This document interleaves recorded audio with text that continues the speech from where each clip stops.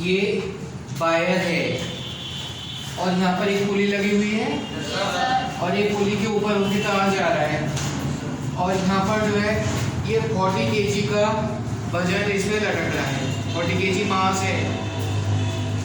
इसको हमने खींच के ऊपर छोड़ दिया तो ये क्या करेगा, वाइब्रेशन, ये ऊपर नीचे होगा ना, इसमें वाइब्रेशन होगा। ये कभी नीचे जाएगा ऐसे, कभी ऊपर जाएगा। जैसे मैंने कल बताया था इसमें ऑसिलेशन हुआ, ये ऊपर नीचे गया। अब 1 सेकंड में कितनी बार ऊपर नीचे जा रहा है ये निकालना है।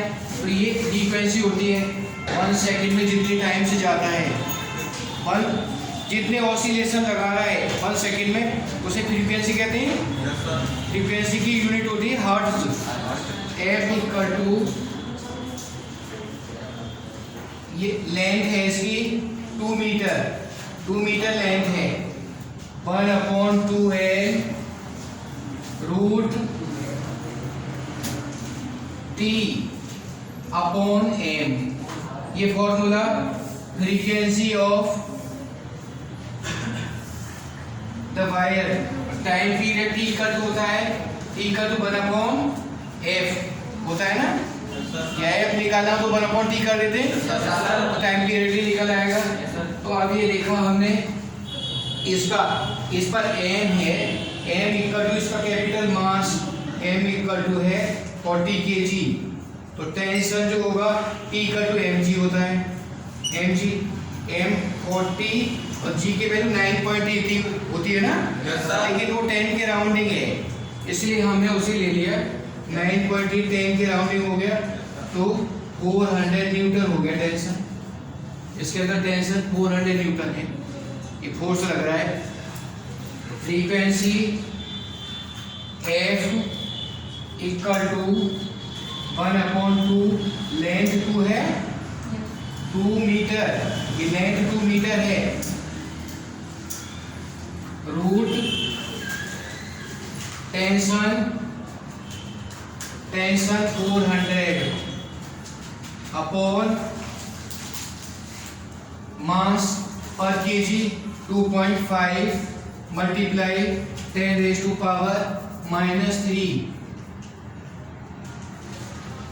kg पर मीटर 10⁻⁻³ सॉल्यूशन किया। 1/4 रूट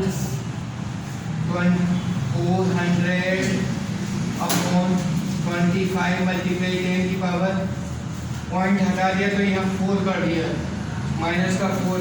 जब इसका रूट निकालेंगे 1/4 मल्टीप्लाई 20/5 मल्टीप्लाई 10 की पावर -2, इसका रूट हो गया, इसका पावर भी हाफ हो गई और 25 का 5 हुआ, 5 4 जा 20 इक्वल टू 1/4 अपॉन 4 ऊपर और 10 की पावर 2, 10 की पावर 2 100 होती है, ऊपर 100 हो जाएगा, 4 से 4 कटा, इक्वल टू 100 हर्ट्ज, 100 हर्ट्ज हो गए। ये 1 सेकेंड में 100 टाइम्स ऑसिलेशन करेगा ऊपर नीचे। और ये डिपेंड करेगा जितना हमने वजन लगाया, जितना टेंशन ज़्यादा होगा उतना ही फ्रीक्वेंसी ज़्यादा होगी, और ये कम होगा, इसमें टेंशन कम होगा तो फ्रीक्वेंसी कम होगी। ये तो अपनी एक्सपेरिमेंट करके भी देख सकते हो ना, वायर ऐसे करता है।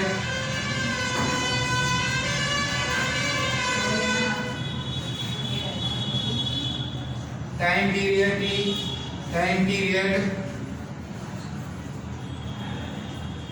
Period P equal to 1/F, F is 100 0.01 second, इतने सेकेंड में 1 ऑसिलेशन करेगा, टाइम पीरियड आ गया। और ये वाला टेंशन है ना, टेंशन को हमने स्मॉल t लिख दिया कि कंफ्यूजन ना हो, इसलिए कि स्मॉल t है, स्मॉल t टेंशन,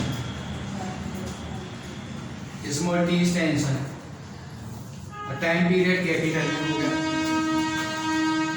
आगे समझ में? Yes sir.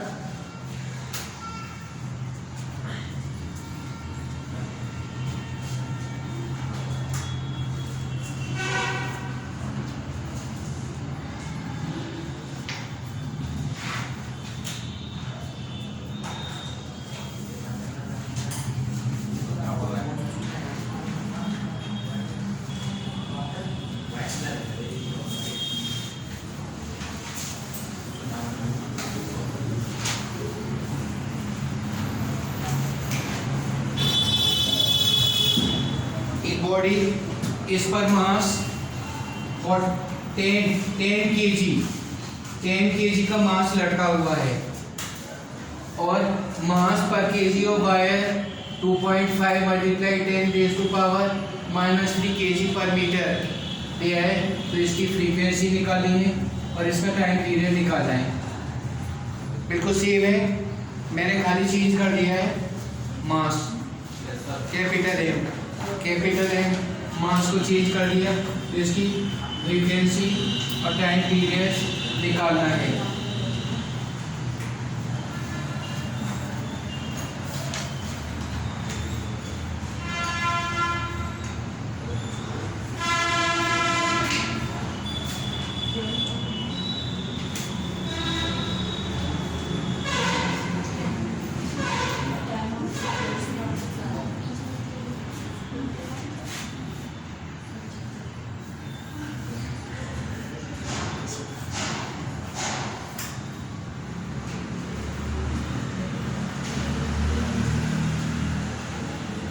ये तो पहचाना होगा, क्या है ये? पुली है ना, ये पुली है और पुली ऊपर लटक रही है और ये बोर 15 kg, ये 15 kg और यहाँ पर 35 kg ये रस्सी में बांधी है, ये डोरी बंधी हुई है। तो ये पुली अब ये किधर भागेगी? इधर जाएगी या इधर जाएगी? इधर जाएगी। एक्सीलरेशन तुमने पढ़ा है, एक्सीलरेशन साइंस में, उसे हिंदी की बुक में त्वरण लिखा है, त्वरण हिंदी में त्वरण कहते हैं, परिभाषा से याद कर लो। Definition, rate of change of the velocity is called acceleration. तो हमें निकालना है कि इसमें एक्सीलरेशन कितना होगा। एक्सीलरेशन होता क्या है एक्चुअल में? जैसे कि ट्रेन खड़ी है और उसने स्टार्ट किया चलना, तो पहले धीरे चलती है, फिर स्पीड बढ़ती जाती है। 1 सेकेंड में जितनी स्पीड बढ़ गई उसी को बोलते हैं एक्सीलरेशन। 1 सेकेंड में, अगर ये जैसे हमने चौक, इसकी यूनिवर्सल वेलोसिटी 0 है और जैसे हमने इसे नीचे डाला तो ये इसकी वेलोसिटी बढ़ती जाएगी। 1 सेकेंड में जितनी बढ़ गई इसे ग्रेविटेशनल एक्सीलरेशन बोलेंगे, क्योंकि ग्रेविटी अर्थ अपनी ओर किसी चीज़ को खींच रही है तो वो ग्रेविटेशनल होता है, ग्रेविटेशनल एक्सीलरेशन अर्थ। ऐसे ही जब हॉरिजॉन्टल है, ट्रेन चल रही है, वो एक्सीलरेशन बोला जाएगा। 1 सेकेंड में जितना वेलोसिटी में चेंज हुआ वो होगा। इसी तरह से जब हमने देखो यहाँ पर इसे लटकाया और जैसे ही लटका के छोड़ा ये तुरंत इधर भागेगा, लेकिन पहले धीरे चलेगा, बाद में तेज होता जाएगा। एक्सेलरेशन इसमें क्या होगा, मैं उसे निकाल रहा हूँ ध्यान से समझ लो। ये बड़ा वाला मास है ना, उसको हमने m1 माना, ये मास m1, मास kg यूनिट होती है इसकी, और ये m2। यहाँ पर टेंशन जो होता है ना, टेंशन इज फोर्स, हमने टेंशन इसमें लगाया था, टेंशन फोर्स होता है। जितना टेंशन ज़्यादा होगा उतनी ही इसकी फ्रीक्वेंसी ज़्यादा होगी।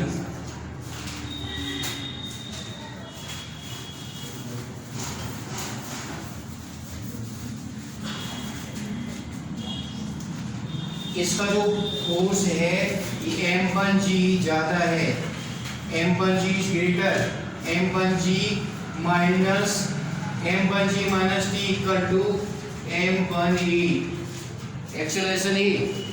एक्सेलरेशन फॉर्मूले में हमने डेरिवेशन कराया था। एक्सेलरेशन को ए से डिनोट कर दें, m135 g की वैल्यू हमने 10 ले ली, कैलकुलेशन सिंपल के लिए 9.8, 10 की बिल्कुल राउंडिंग है इसलिए जी की वैल्यू 10 ले लेते हैं, माइनस टी नहीं मालूम, m135 और एक्सेलरेशन भी नहीं मालूम हमें। फर्स्ट इक्वेशन बन गई।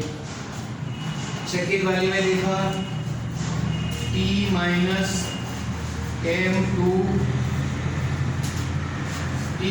m2g equal to m2a, t minus m2 15g into 15 second equation, second ये फर्स्ट है t माइनस सेकेंड इक्वेशन है 350 minus t equal to 35 e second t minus 150 equal to 50 e plus minus t कट गया 500 equal to 50 a equal to 500 upon 50 0 to 0 10 metre पर second 10 metre पर second acceleration 10 metre पर second square इसके अंदर acceleration होगा 10 metre पर second square की एक्सीलरेशन से इधर भागेगी। ठीक है,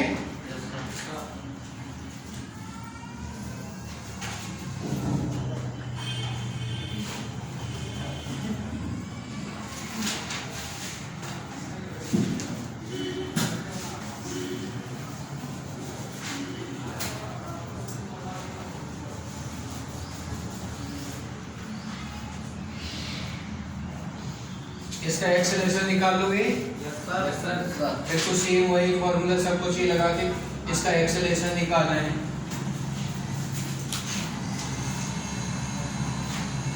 बिता दूं?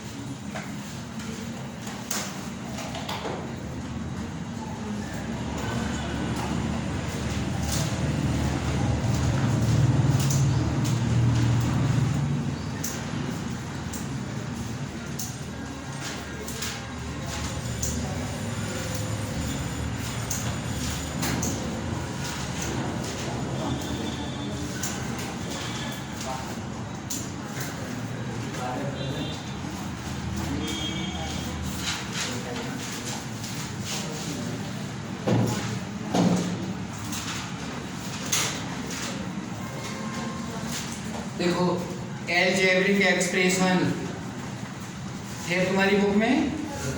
अलजेब्रिक एक्सप्रेशन का इसका सॉल्यूशन करना है। तो इसमें यहाँ पर 2 टर्म्स हैं, 1 टर्म तो इधर है, सेकेंड टर्म इधर है। तो इसका मल्टीप्लिकेशन किया 2x 4x square plus 1/4 minus x 2x के साथ में इसका होल का मल्टीप्लाई किया प्लस 1/2 के साथ 4x square plus 1/4 minus x whole का मल्टीप्लाई किया इसका। ठीक है, माइनस ये 2x 4x square plus 1/4 plus x और दूसरा फिर इसके साथ में लिया minus 1/2 4x square plus 1/4 plus x equal to 8x cube plus multiplication इसका होगा x/2 minus 2x square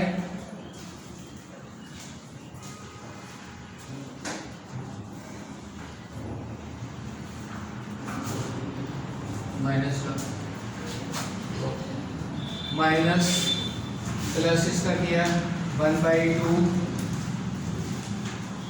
multiplication हुआ 2x square minus 1/8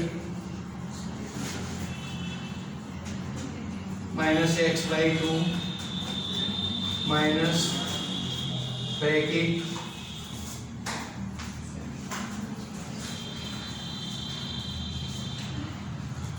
8x square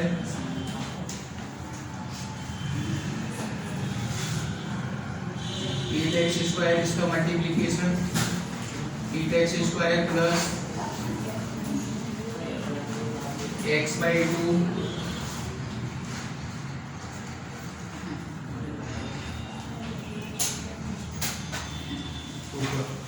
8x square plus x/2 minus 2x square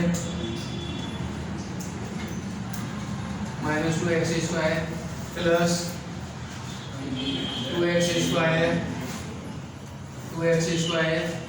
minus plus 1/8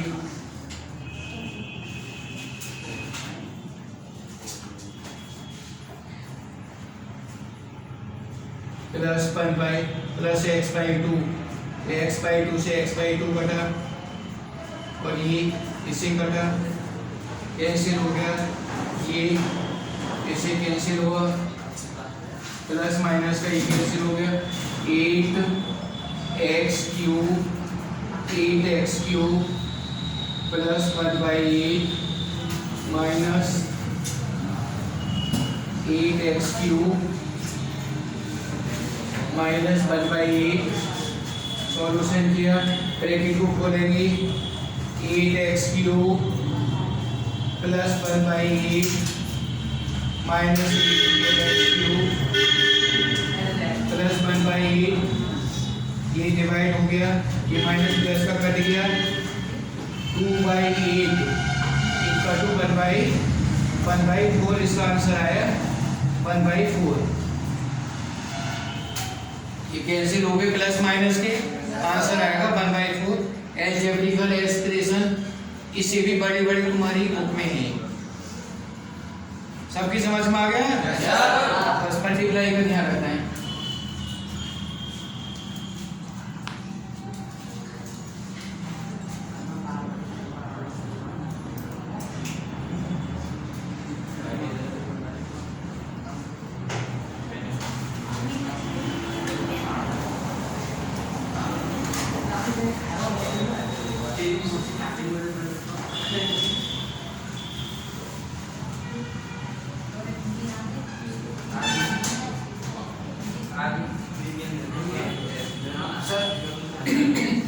साथ हो जाओ सभी।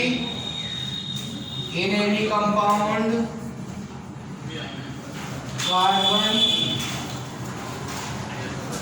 Carbon is 40%, hydrogen 6.67%, oxygen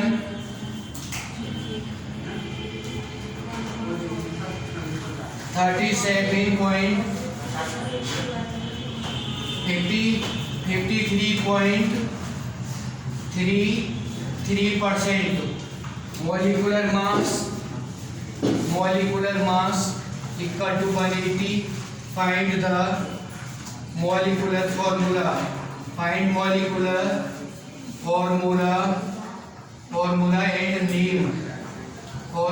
and name the compound।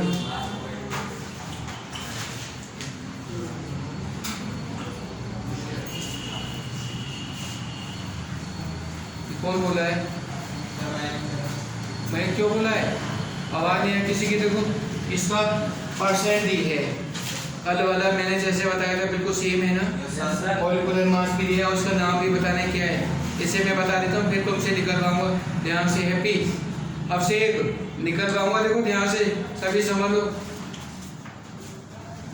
मिटा दो इधर से।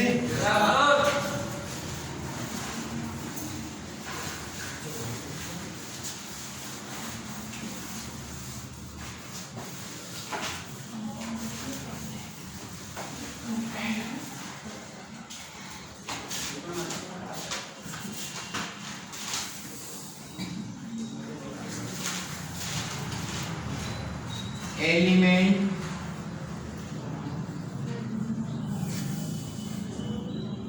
Atomic mass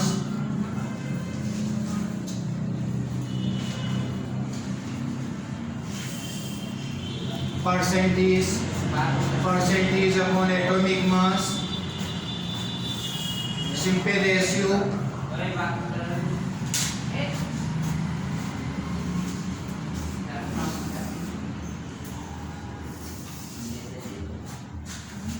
carbon, hydrogen, oxygen, mass carbon 12, oxygen पर hydrogen पर oxygen 16, 40 upon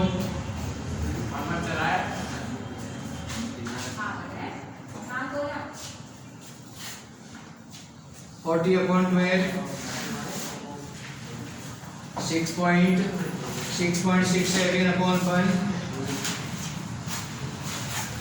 53.33 upon 16 डिवाइड किया 12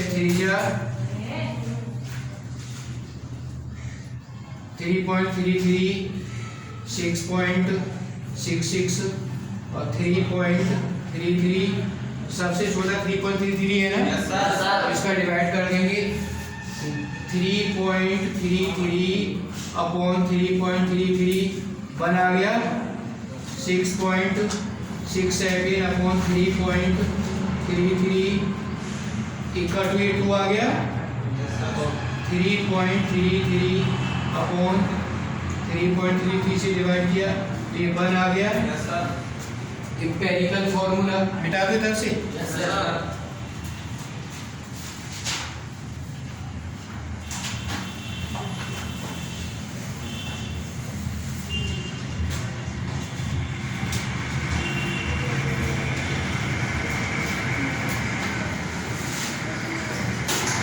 एम्पिरिकल फॉर्मूला C1H2O ठीक है ना।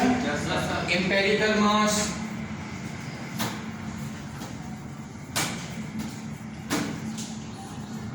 Carbon 12 oxygen hydrogen 1 multiply 2 plus oxygen 16 12 plus 2 plus 16 equal to 30 n equal to molecular mass upon empirical mass। molecular mass 180 लिखा था हमने 180 और 30 से डिवाइड कर दिया तो ये आ गया 6 आया 6 n की वैल्यू 6 आ गई। अब बिता दो इधर से।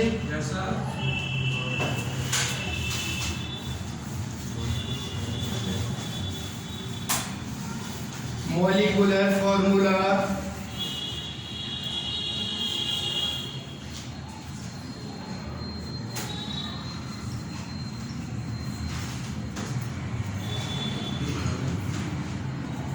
equal to n empirical formula equal to n is 6 C H2O equal to C6 H12O6। सबकी समझ में आ गया ना। n की वैल्यू निकाली वो यहाँ पर मल्टीप्लाई कर दिया C6H12O6। इसका नाम क्या है अभी हमने क्वेश्चन दिया था इसका नाम भी बताओ जो भी निकल के आया उसका नाम क्या होगा। तो ये C6H12O6 क्या है कोई बता सकता है। ग्लूकोज यस ये ग्लूकोज होता है। ये C6H12O6 ग्लूकोज होता है। तो हमने अगर ग्लूकोज में देखा इसको परसेंट को निकाल के देखा तो कार्बन ही होगी हाइड्रोजन ही होगी और ऑक्सीजन ही होगी। ग्लूकोज का फॉर्मूला होता है ठीक है। तो आंसर ही हो गया विशेष ठीक है। ध्यान से देख अब सिर्फ तुझे नहीं मालूम क्यों ये वाला ये क्यों नहीं मालूम। ये C6H12O6 ग्लूकोज का होता है सभी याद होने चाहिए। These are the actually intelligence of all of the students have to be not by making the noise speaking in the class and differently speaking the sound. These are very bad habits. Creating the very bad habits you have to understand, and also through intelligence whatever asked you will speak. Both either it is Hindi or other subjects, you have to be giving the attention about what is taught you and you are concentrate. Again and again you are giving the concentration, then you will be understand. Or if you are only mischief, doing the mischief, you are talking, anybody is not speaking, but you are, why are you speaking, why are you talking, you are producing the sound, you are making in the class the peace. This is very bad habit that you are doing, you must not do. Peacefully understand, also learn the good habits, and there will be the manners in the class. All the students have to also, whenever I ask you, you have to give the answers and formula whatever I have taught you. I do the sums, I apply many formula. Without formula, I am applying formula. All these sums I am doing by the formula. Whatever the sums I have done by applying the formula. Therefore, you have to concentrately here, and this will be the eagerness for you that you will be also explain the English completely. Not say this I do not know English, or many of students say I don't Hindi. This will be Hindi is your mother tongue, therefore you must know Hindi. But English not ignore, it is very important for you that you also impose about English. And whenever anyone is asking you, you have to fluency speak in the English and give the answer. When anyone is asking you into English and you are showing the teeth, these are very bad habits. You are producing the sound in the class, disturbing, not attention. When you are attending about the blackboard, you are understanding, then there will be not peace, there will be not any noise, will be peace in the class. Therefore I said all the students again and again that you have to again these have to understand and learn the formulas. If you are not understanding, ask me. अभी किसकी समझ में नहीं आया बताओ? सबकी समझ में आ गया ना? ये देखो मैंने कल भी बताया था, आज हमने दूसरा बताया, इन्हें समझो, लेकिन बीच में आवाज़ किसी की नहीं आनी चाहिए, समझ लो। अब ये वाली चीज़ है तुम्हारे घर में होगा, तार से देख सकते हो? अरे वाइब्रेशन को देखा, वाइब्रेशन नहीं करता, तार को ऐसे कर दो वाइब्रेशन करता है। तो ये वाली चीज़ साइंस की बहुत इंपॉर्टेंट चीज़ है, साइंस की समझो, साइंस बहुत इंपॉर्टेंट है, मैथ भी इंपॉर्टेंट है, और मैथ से भी ज़्यादा साइंस बहुत इंपॉर्टेंट है। देखो हिस्ट्री है, हिस्ट्री तुम्हारी किसी काम में नहीं आने वाली, आएगी नहीं आने वाली, ये चीज़ें तो बेस है, साइंस का बेस है। अच्छी तरह से साइंस को समझो। अरे साइंस, मानो तुम बैटरी लेने गए और तुमको जानकारी नहीं है, वो देख ली बैटरी, उस पर अच्छी सी स्लिप लगी है, खरीद लाई, लेकिन अपने घर में लगाई, 2 से 3 देखा वो खराब हो गई, ठीक है, खराब हो गई। फिर उसे बाजार को लेके गई, टेम्पो में लेके गई, 50 रुपये खर्च किए, दोबारा फिर लगाई, उसी ने उसी को दे दिया। तो तुम्हारी जानकारी, ये तो अपनी knowledge, science is the knowledge, but here we are doing this must be the keen desires and not be only some students have that, some of the students have that the tendency to criticize the school. There is not any education in the school, there are only 2 teachers, they are not teaching, but you must have to, whatever is taught you, attentively give that, will be very much of the attention whatever we are taught you. Understand these, our school students have got the initially batches very best students. They meet, when they meet us, they touch our feet. They are doing BSc, MSc, other classes. Also many of the students have got the service, but they respect. But nowadays very little of knowledge, but they are not giving the attention. Many of the students whom I phone do not phone attend. They do not attend the phone. तो ये वाला सबकी समझ में आ गया। अब मैं दूसरा और दे रहा हूँ।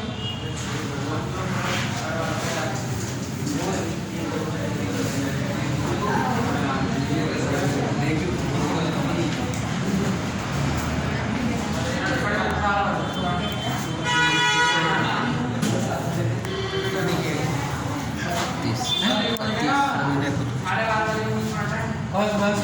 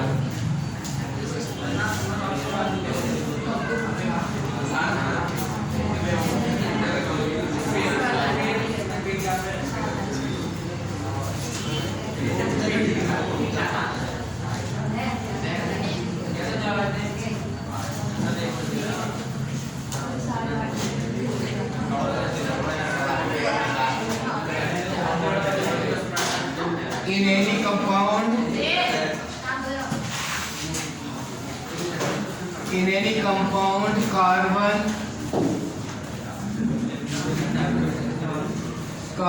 is 90% and